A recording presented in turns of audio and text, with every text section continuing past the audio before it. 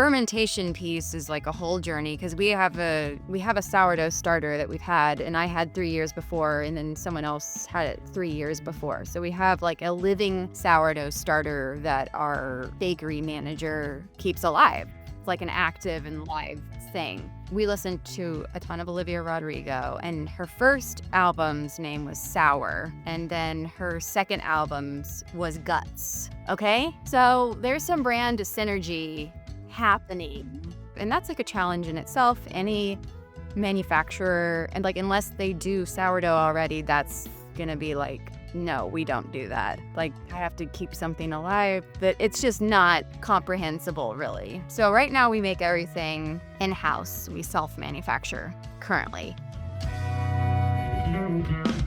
Hello, everyone, and welcome back to the Startup CPG podcast. This is Grace, and I'm here with another founder feature.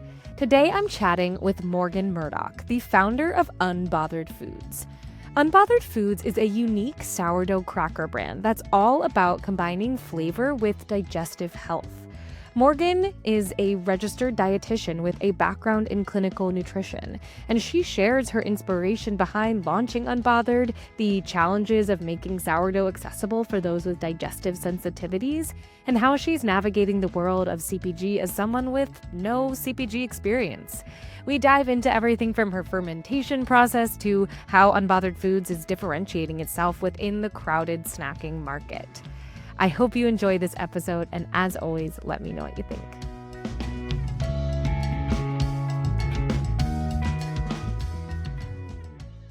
Hello, everyone. This is Grace, and today I am joined by Morgan Murdoch, the founder of Unbothered Foods. Welcome to the show, Morgan. Thank you. I'm so excited to be here.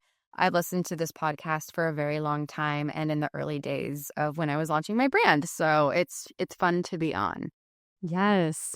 Well, I'd love for you to introduce who is Unbothered Foods to our listeners. Yeah.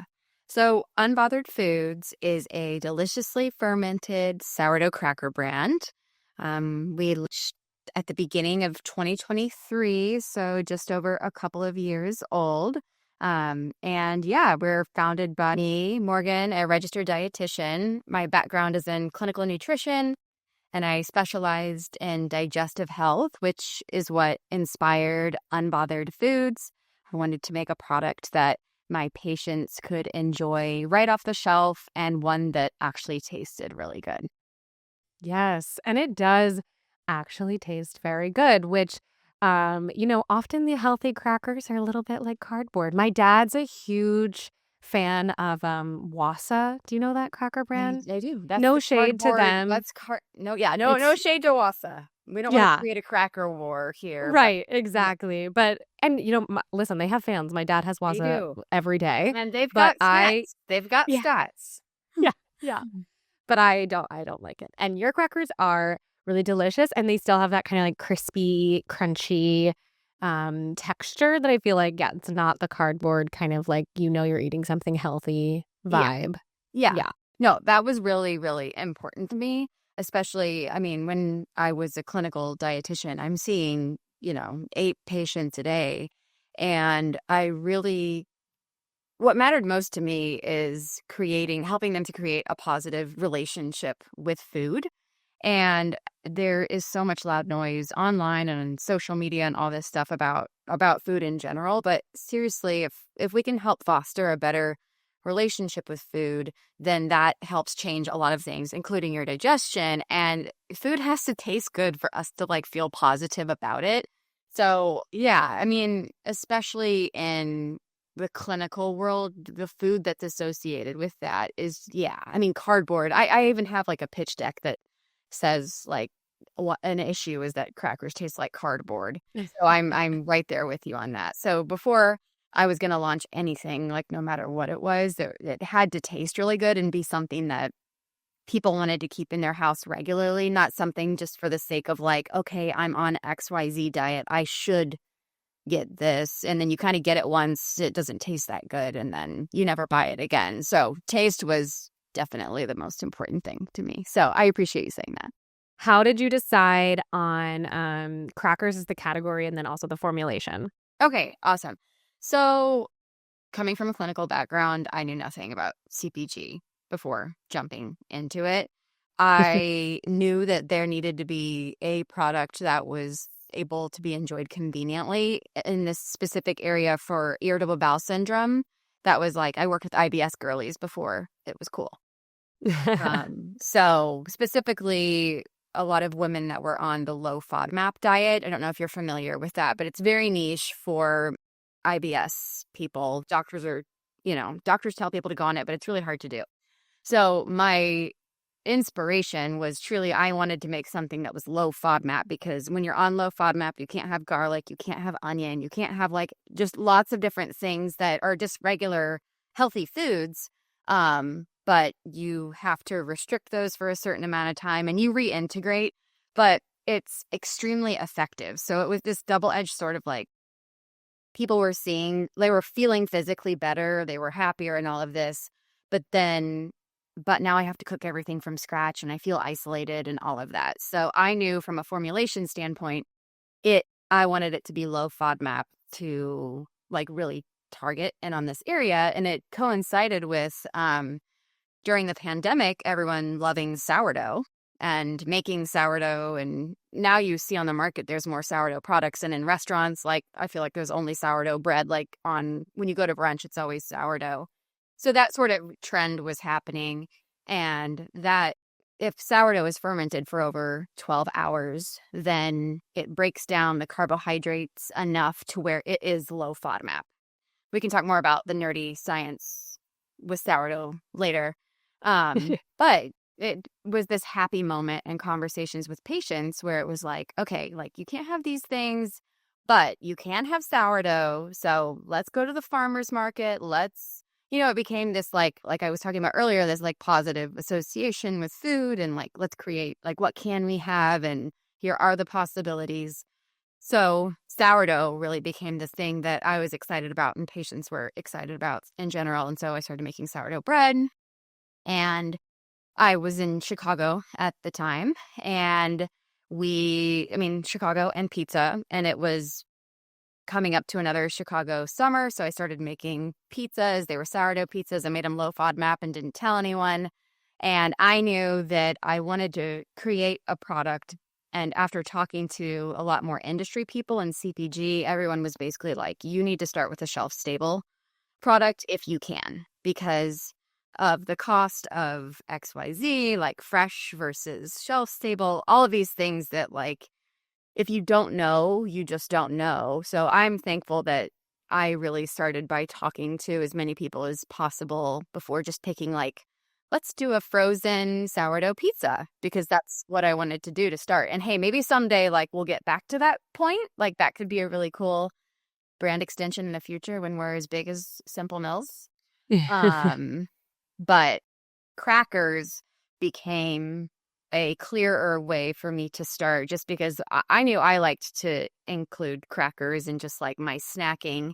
And it would be crackers were just part of a lot of what I would recommend to patients for like a balanced snack. Like crackers could be your carbohydrate, pair it with the protein. And like that felt like a pantry staple that sourdough could be like integrated into. And it also felt just like something I could start without a bunch of funding. So I started making some in my house and then got into a shared kitchen, started doing farmers markets and kind of started in that route. But I think crackers became clear. I was potentially going to start doing dried sourdough pasta as a potential first product. But again, I think crackers, I'm a very visual person. I could wrap my head around making a cracker more than making a bunch of pasta. So that's how I chose to start with that product. So, and yeah, of course you find out later, crackers are really hard to manufacture and but you just wouldn't know that when you started. So. Totally. Yeah. There's so much you don't know. And, I think it's great that you did talk to people who steered you in some of the direction that was helpful. And then, of course, there's always hidden surprises with whatever category you decide to enter.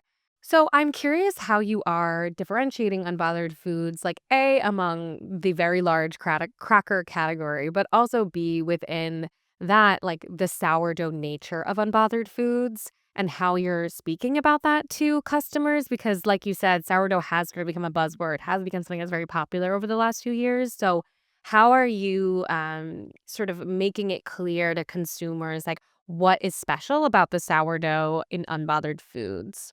Yes, that's a great question, and something that I think needs a lot of education on because it's sort of what is it called? Greenwashing, but this like sourdough washing is happening where we're just like putting sourdough on everything and it's not the real version of sourdough. And because sourdough is associated with like improved gut health, people will just see it and think like, oh, better gut health if it says the word sourdough on it. So yes, definitely want to dive into that.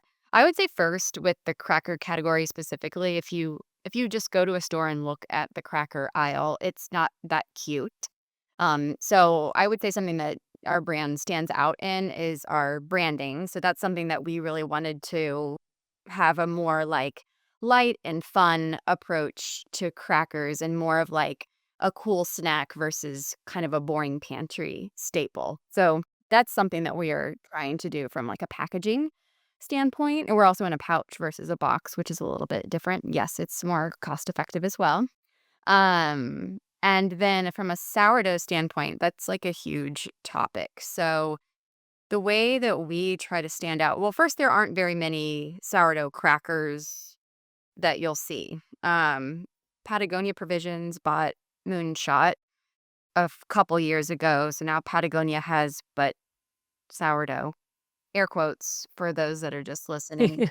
And there's a handful. There's some really great ones. Georgia Sourdough, I think, is another brand, and the Sourdough Project in Austin. And so there's some smaller brands like me that I are really focusing on the real sourdough component, which means that it's actually fermented for X amount of time. And for me, I knew my benchmark was at least 12 hours because I wanted to meet that low FODMAP line where I know, okay, if it's fermented for X amount of time, then I know, back to my old patient days, I know that they could enjoy it. So that was my benchmark.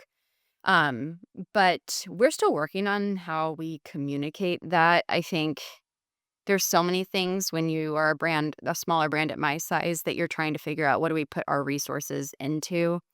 How do we communicate? Like we could do a whole massive campaign on like this versus that sourdough and like really dive into it. But that is just a really big lift if it's just me and my, social media person. We're just trying to get our brand out there. Should we dive into the sourdough piece more and more? Should we, it's just hard to like navigate how to explain things to customers. And you only have their attention for like 3 seconds. So, how do you talk about the science of sourdough in that amount of time? So, we're figuring that out, I'll say up front. But the way that people can know that a sourdough product is real is that if the packaging is talking about a long fermentation, everyone will kind of say it in different ways. Because again, there's not a regulated way to say it. Like anyone could just put sourdough on their packaging. And a lot of times, like most of the time, that means that they will just be adding either actual sourdough starter or sourdough flavor to it to give it that like sour, tangy flavor. But if they're not fermenting it, doing a long fermentation, it's not actually like breaking down the components in wheat or adding the probiotics to it that help with digestion that sourdough claims. So it's not like it makes them like bad foods or anything like that, but it doesn't have the gut-friendly components. So it's important for customers to know that because I feel like people are just throwing their money at sourdough stuff, but really asking the questions and like looking at the bag and seeing if it's fermented is really important. And then another tip on that is if there is yeast in the ingredients, again, not a bad thing, but if there's yeast in the ingredients, that means it's been like quick fermented and not long fermented, meaning it hasn't had time to like give it the gut friendly benefits. So it's more expensive to ferment because it's time and it's hard and it's not an easy thing to do. So most brands are taking that shortcut because people just don't know and there's not regulation. on it. So all that to say, like, we're always trying to figure out how to communicate that to customers and how to make that a standout thing. And I do think people care about it, but it's one of those things where they're like, oh, I didn't know that that was a thing. We'll be right back. Hey, you got the big retailer! Huzzah! But growth is hard work, and with great power comes great responsibility to your partners. As you scale together, both of you are going to sleep better at night knowing you are EDI compliant with our friends at SPS Commerce. Solutions from SPS Commerce help you automate order processing, making sure you're compliant with your big new juicy account and the rest of your trading partners and sales channels so you can stay focused on growing your business while the expert team from SPS Commerce handles all the details. Learn more at spscommerce.com/startupcpg. That's spscommerce.com/startupcpg, or check out the link in the show notes.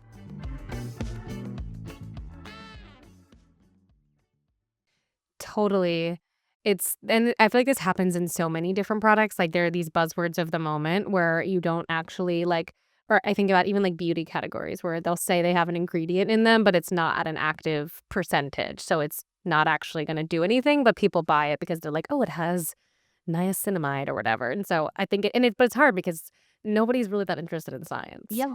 Yeah. No, Like I'm when not. we're buying things, yeah, we're just kind of going on vibes. Yes. Yeah. Um, One thing I was curious about that you were mentioning is like the challenge of like making sure it's fermented for over 12 hours. And how do you navigate that in manufacturing, particularly as you are, 2 years in and like scaling into more retail locations? How do you navigate that with like a manufacturer, or even self-manufacturing, like with that sort of constraint?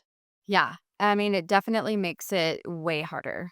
Most crackers are just like a mix and bake dough. Like, you mix it in a big mixer, you put it on the line, and it's cut into crackers. Um, the fermentation piece is like a whole journey because we have a sourdough starter that we've had, and I had 3 years before, and then someone else had it 3 years before. So we have like a living sourdough starter that our bakery manager keeps alive. It's like an active and live Wow. thing. So Does it have a that's name? I know cool. people like name Yes, their her sourdough name is starter. Olivia, and it is named after Aw. Olivia Rodrigo. Oh my We God, I would love that. we would play her. I mean, and I used to be in the bakery, for 16 hours a day, and I am not in the bakery now, thankfully. But we listened to a ton of Olivia Rodrigo, and her first album's name was Sour, and then her second album's was Guts. Okay? So there's some brand synergy Yes. happening there. Wow. So Olivia, if you listen to this podcast, we would love to collaborate. Yes. Send her So, some unbothered and I feel like foods. Unbothered is like that's her vibe. So, Totally. yeah. So Yes. anyway, it's just that's it's silly, but we listened to her a lot in the bakery for just like some fun, silly music while we were baking crackers for hours. So yes, we have Olivia who stays alive, and that's like a challenge in itself. Any manufacturer, and like unless they do sourdough already, that's gonna be like, no, we don't do that. Like I have to keep something alive, but it's just not comprehensible really. So right now we make everything in-house. We self-manufacture currently. And I mean, it's been hard to develop that process, but it's just that's all that I've known. So now we have a system down for, keeping the starter alive, and we add active starter into our dough. So the dough itself, like it'll double in size when it ferments. Um, and so, yeah, that has its own challenges, especially because when you're doing a fermented product, it matters the temperature outside.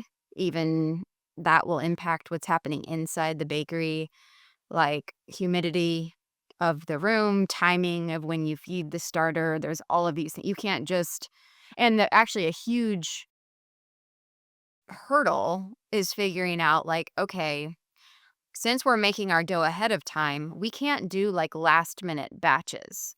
Like, we can't say, so say I was at a farmer's market or something and I sold out immediately, and I had something the next day. I wouldn't have time with the fermentation component to like run into the bakery and whip up a batch for the next day. It has to be like planned out in the future. Right. So that was really hard because you think like, oh, I can just like run in, do some extra hours and like just make more product. But that had to be planned like 5 days ago. So from a forecasting standpoint, when I was much smaller, even this, that is really hard because you can't just skip the fermentation because that's the entire point. Um, so yeah, I would say that was really hard to figure out the right cadence and baking schedule. And now that's normal and, we've got that down. But the next big phase is we're starting to work with a co-manufacturer actually soon. This is a fun and scary in between zone for me because in a couple of weeks we're doing our first like big official run with our co-man, um which finding a co-man that was willing to ferment dough is like a whole nother conversation.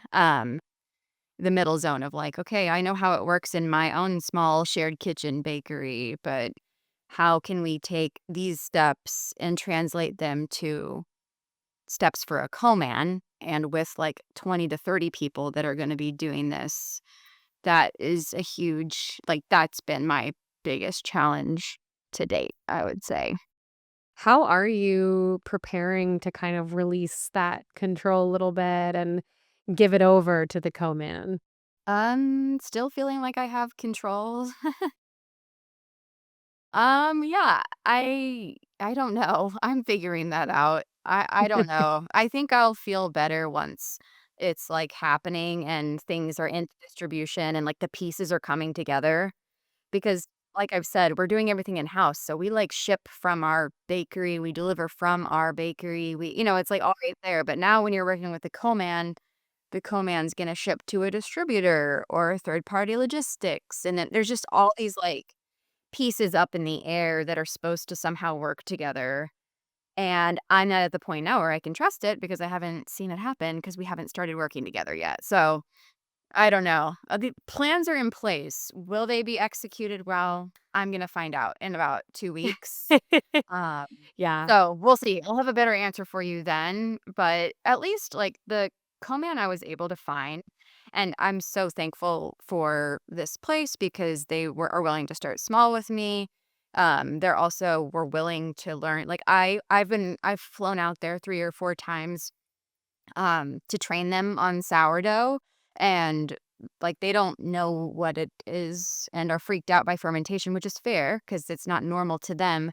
But I'm still like they haven't done a run or a practice run without me yet because I'm going and guiding them, and I'll be there again for the first few runs. So I still have my hands on it. Like I'm not letting them do it alone yet. So it'll be a process, like, each phase of it, but I'm very Right. interested to see how it goes. Because now, like, the most crackers we can make in a day is, like, 240 bags, but now when I'm flying there on one day, we'll do, like, 3,500 bags. So, That's it's awesome. like, "Wow, this is great," but also just a lot of dough to manage, a lot of things fermenting to manage, lots of people to train, so it's an interesting time. Mhm. Absolutely.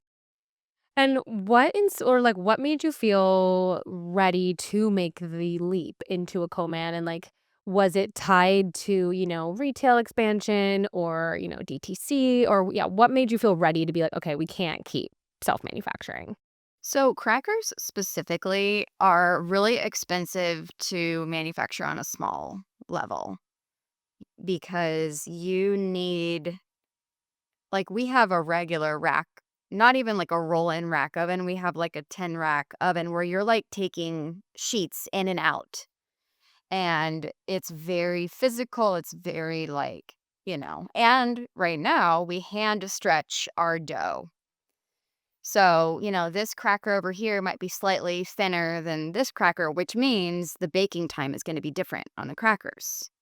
So it's like reaching in, like, okay, these are done, like put this rack back in. It's very hands-on. So it takes a lot of time and, I'm paying people a livable hourly wage in Chicago.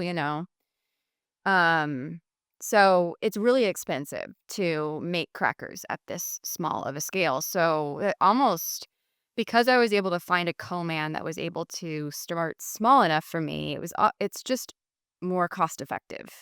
Like without even taking retail anything else into consideration.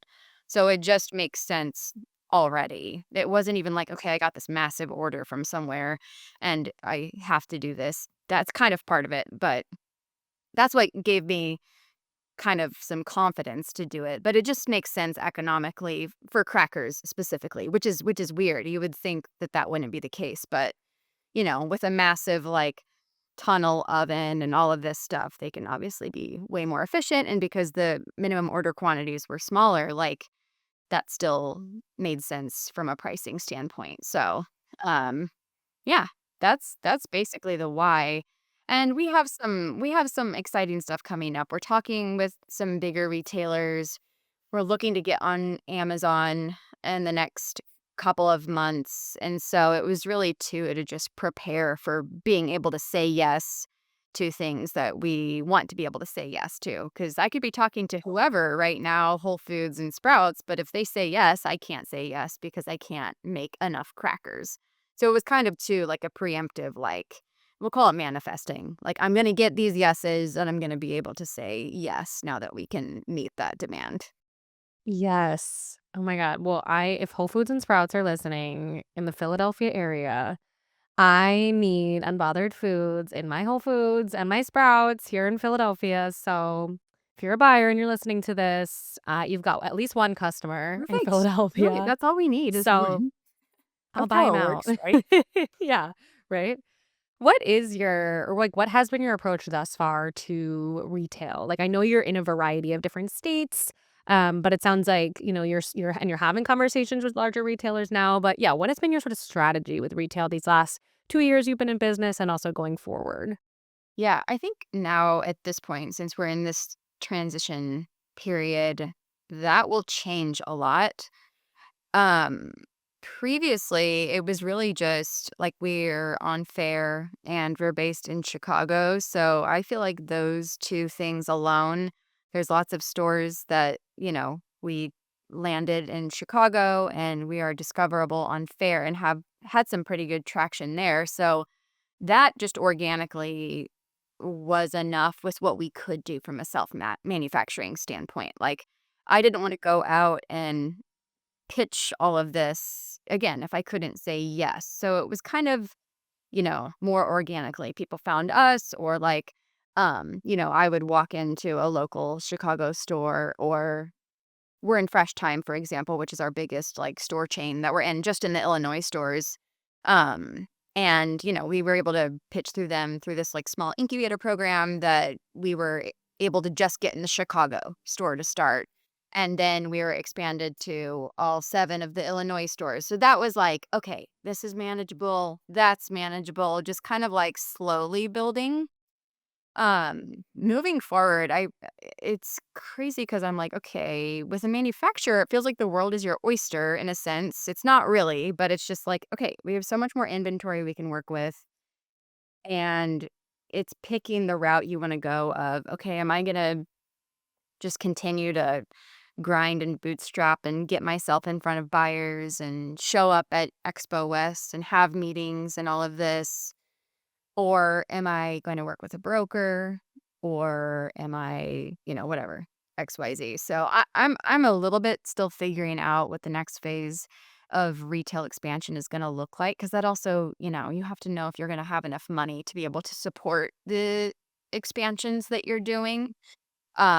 So I still want to be conservative with how we grow, and I don't want to say yes to too many big things too soon because that's how a lot of businesses go under. Just they want the shiny, let's get in all the Whole Foods, but they don't have, whatever, $300,000 to support the marketing or whatever around that. So yeah, I'm trying to be smart about it. And my goal with it would be to continue to growing in the Midwest region because I feel like, okay, that's home region. I can win there. But it's interesting to balance because obviously sourdough in like California has been trendy there for a long time, and that's like a really clear customer base. And then also we have a bunch of stores in New York. So I don't know. It's hard. It's really easy to get distracted with like all the different shiny things, and it's important to stick to what your goals are because there's just too many things to go after. And then there's Amazon, which is like a whole nother beast. We'll be right back. All CPG brands need business insurance. Let's hope you don't have to use it, but if so, you better have a good policy. We get asked about it in Slack all the time. When do I need general liability, product liability, workers' comp, all that stuff? I always tag in our friends at Amelia Risk Insurance. Just talk to them, you will see what I mean. We use them personally, so does Fishwife, so many other brands from the community. They know you need coverage, but also you need to save money, so they will help you understand exactly what do you need and fight to find you the most affordable and effective policies. Reach out to them at ameliarisk.com. That's AMELIA risk.com. They're really happy to have a very friendly chat with you to get started.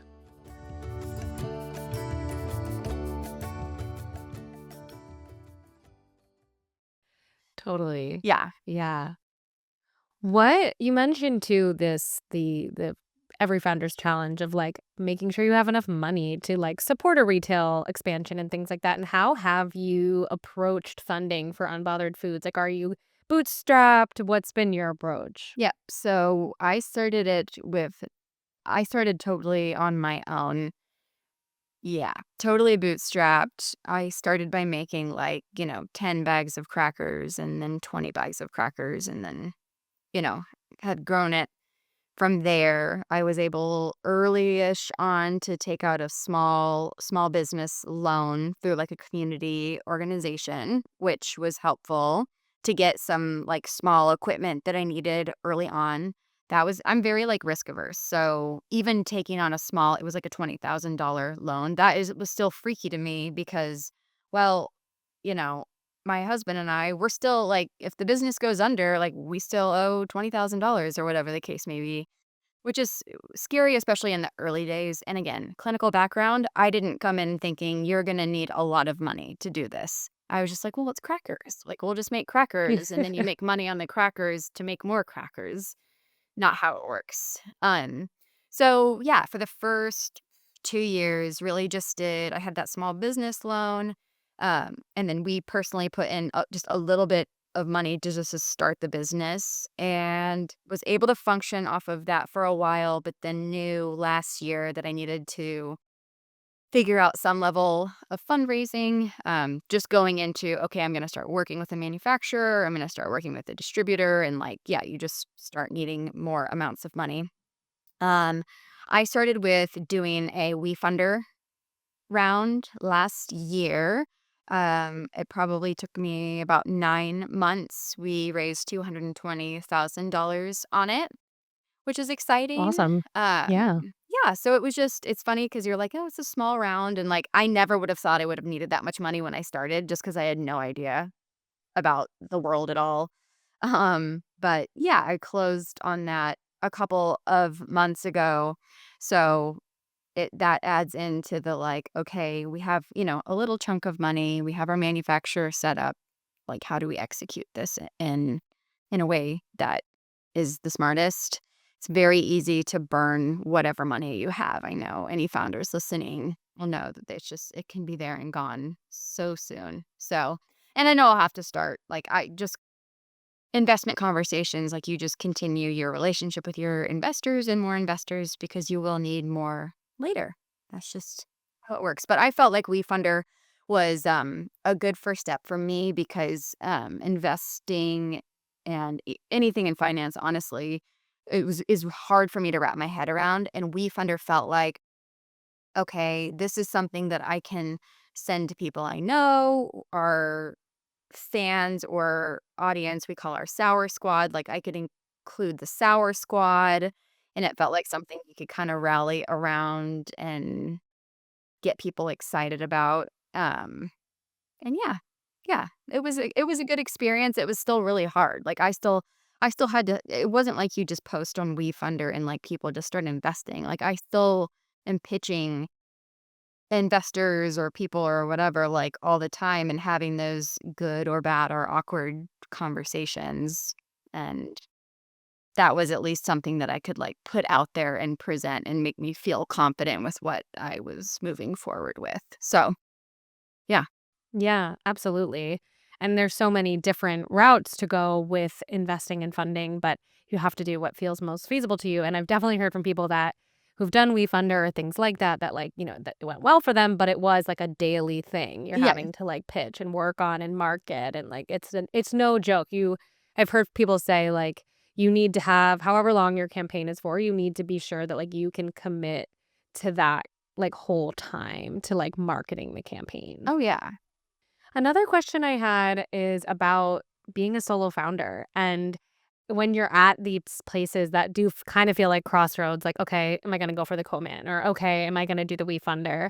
Um, what do you like rely on? I think being a solo founder can be really hard because it's just you making the decisions. And so, yeah, how do you make those decisions? And like, do you have mentors or like people in your corner that you can go to? Like, how do you manage being a solo founder, basically? Yes, I appreciate that question.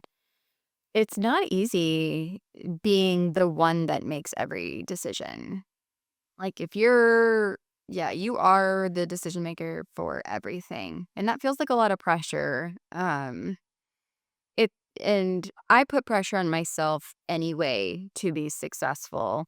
And I think once you start bringing in other people with money that they've given you, it's another level of like, okay, what's the smartest way to execute? Um, so the way that I do it is, yeah, I mean, I have mentors that I will call. I have a handful. It's like I have a mentor or two for like different categories of things. In different levels of like, okay, this person over here had a really big brand and they would be a good person to call if I have an opportunity with this retailer. Does it make sense to invest in that? Does it make sense to do that big leap? This person I would call because they have that sort of bigger brand experience versus, a mentor that I have in Chicago, like starting my brand, totally bootstrapping. How do I figure out how to ferment 5,000 pounds of dough? They would have more of like okay, how do you actually make these little operational things happen? These little manufacturing ideas, like this person is the one that I would call for that. So I think yeah, I mean, I would not be doing this if I didn't have people that I have like kept a relationship with that I just know that they will be excited to talk to me about whatever thing it is. And I try not to take advantage of them or whatever it is, but have really specific questions when they come up that I know that they'll be excited to talk about in that specific area, not just like any part of the business. So that's how I've gone about it. And I think it's been helpful for me so far. And right now I'm the only one, like I don't have anyone. I mean, my bakers are the only ones that work for me, and that's about to end. And I have someone that does design, I have someone that does photography, but still it's not I'm the only one that's, like, doing it and pulling the strings.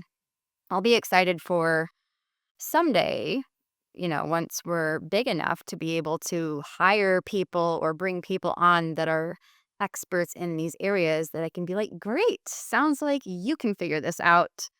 I don't know how close we are to that. I think probably another raise, another round will hopefully, like, create some opportunity around getting some smarter people than me in here to figure out how to keep growing it. But yeah, that's how I navigate it right now. Yeah, it makes total sense. And I actually think is great advice when like thinking about mentors or working with mentors, like knowing the specific people to go to for what specific things. So you're not just like asking a mentor a question that they actually might not be able to help you with. And then they just feel kind of like, why did you just waste my time? So I think that's actually great advice, even in just thinking about um how to work with mentors. One question I always like to ask too about mentors, because I do think they can feel kind of elusive, is like, how do you find a mentor? Oh my gosh, yeah. Well, a lot of times, I don't know. I feel like mentors find you too. I think I've been lucky to where I have a couple mentors that I'm like so thankful for that have found me, which I'm so thankful for that. Whether it's through like a pitch competition or just finding me on LinkedIn or whatever the case may be. I've been lucky to have a couple key mentors that have found me. So, but I think that also like takes you putting yourself in a position of like being open to that, like participating in events and talking to people and being engaged and networking. And so it doesn't just come out of thin air, I guess, but being open to like people that are you kind of feel like that magnetic like synergy with. There's definitely people that I've been like, I want this person to be my mentor, and it just doesn't feel like totally right. I don't know. It sounds so like woo woo, but there's people that you'll come across, I think, as you're putting yourself out there and growing the brand where you're like, okay, this person is awesome. And I think they might think I'm awesome. And we can have that sort of relationship where they want to, we both feel like we're getting something from it. Um, but I mean, like I said early on, I talked to so many people before I started the brand, and I continue to do that, just talking, reaching out to people like, hey, like at Expo West, there's this brand Sunny, who I think is the cutest like tahini dip brand. They have salad dressings now. They're just releasing. I reached out to them because I just think they're an amazing brand that's kind of that next level ahead of me type of thing. And I'm not talking about Nora, who owns it, as a mentor or anything. But I think it takes you kind of reaching out and putting yourself out there and being like, hey, like, I see this in you. And, I would love to connect. I'd love to meet you. And I think just getting on a call, getting on a Zoom or meeting for coffee is a good way to feel out like if it's going to be like a positive relationship.